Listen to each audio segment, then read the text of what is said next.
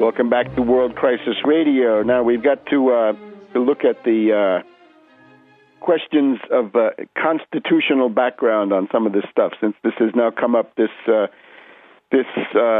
season. You notice the Republicans, the reactionaries, and their Tea Party dupes who have now been almost completely absorbed into the Republican machine. Any effort of differentiation is basically gone. They are pushing an array of social issues compounded of pure demagogy.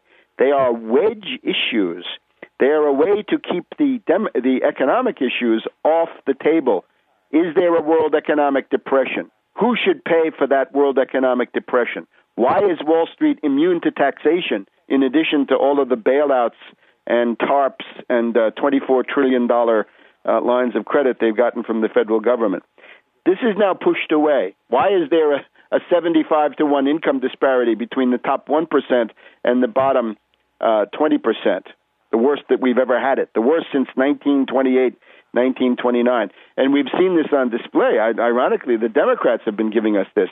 We saw this monstrous wedding of Chelsea Clinton to a Goldman Sachs guy whose father was a convict, and George Soros was the evil genius of the entire ceremony. And now we've got the parvenue, Madame Obama, going to Marbella, Spain, to cavort on the beach with her kid at taxpayer expense. Monstrous excess, even as these same elites, including Hillary and Bill, of course, the people who tried to destroy Social Security in 1998 and were stopped by Monica Lewinsky, 1997-98. And now they're getting ready for the lame duck session. We better be getting ready, too, because they want to take away your Social Security pension. They want to take away your Medicare. They want to strip you and flay you and leave nothing but your eyes to cry with. But in the middle of all this, as we see the social issues being successfully pushed by the mass media, right? What have we got? We've got the life and death issue of should there be a mosque near 9/11 in New York? Well, I guess we can say I would recommend build the mosque. Maybe don't build it there. Right? Think of what John Paul II said to the nuns at Auschwitz. Right? You can have it, but you don't need to have it precisely on one spot. Right? If you move it 2 or 3 blocks away, everything's going to be fine. I hear the accents of foundation-funded provocateurs on the various sides of this issue. You've also then got the Arizona law, which is a piece of demagogy thought up by a Republican demagogue in order to secure her own reelection. The short answer on immigration is that immigration belongs to a whole series of social issues which are insoluble by any formal legal means unless you have economic development. You've got to have expanding employment, new jobs, rising standards of living. In short, you need an economic recovery.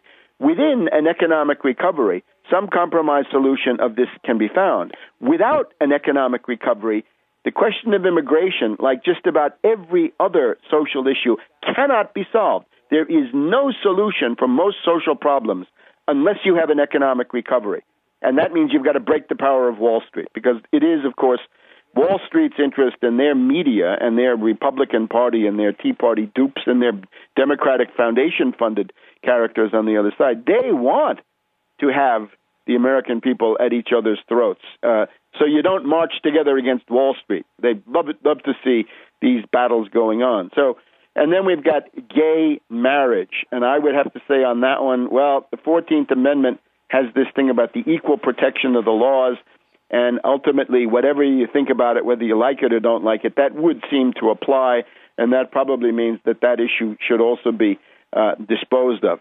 Notice all the anxiety, all the fear, all the hatred, all the sense of loss, the mortification growing out of the collapse of living standards, the heavy losses to retirement accounts, the depression, in other words.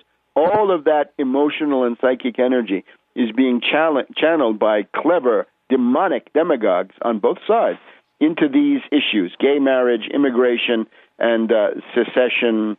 We've got secession and interposition, too, coming out of it. let's look at that. On Limbaugh this week, we had when the day that this gay marriage thing came through, he had a woman saying, "Well, now that we've got some kind of a gay marriage allowed or possibly allowed at some point in California, we've got to have secession and civil war over gay marriage."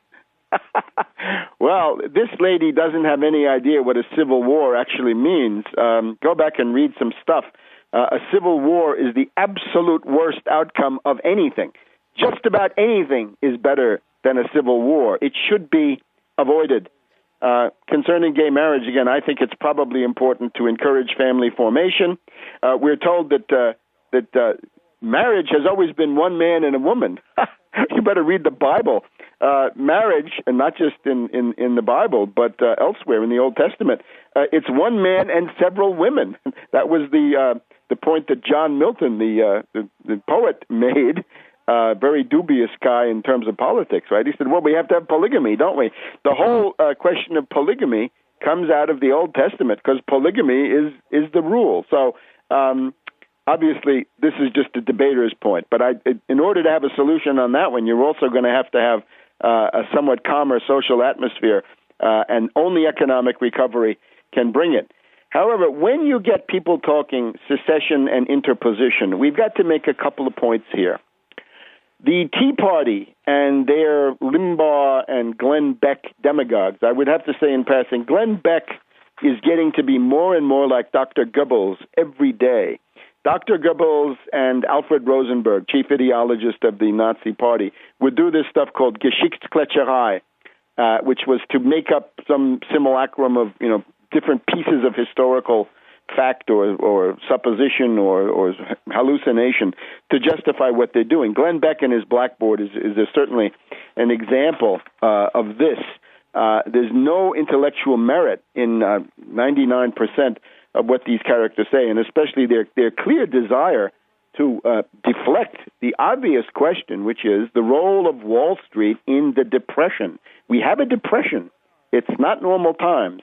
And we need to think about the role of Wall Street in it. The problem that these people have, or the thing that they desire to have, is that the constitutional debate that they want to have is a pre-New Deal constitutional debate. In other words, the New Deal and the modern state that we have, the institutions you see around you, are still more or less those of the New Deal. They've been attrited, they've been watered down, they've been gutted to some extent. But the institutional context you're operating in is still the modern state coming out of the New Deal of Franklin D. Roosevelt, 1933 to 1968, completed then as best it was done by LBJ. But the Tea Party is actually a pre-Civil War constitutional debate. The constitutional issues that are being raised by the Tea Party are essentially the ones that were answered in 1865. They were answered at Appomattox. The arguments in those questions were delivered by Grant, by Sherman, by Sheridan, by Thomas. Don't forget Thomas, who destroyed Bragg on the battlefield at Nashville.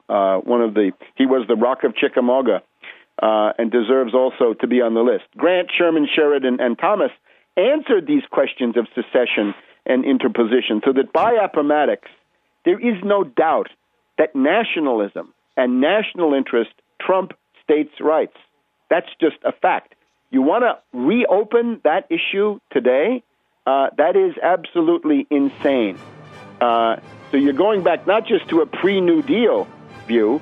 You're going back. That's why they love this, the aesthetics of the American Revolution with the fife and drum corps, but no blue kepis of the Civil War. We'll be back in a minute.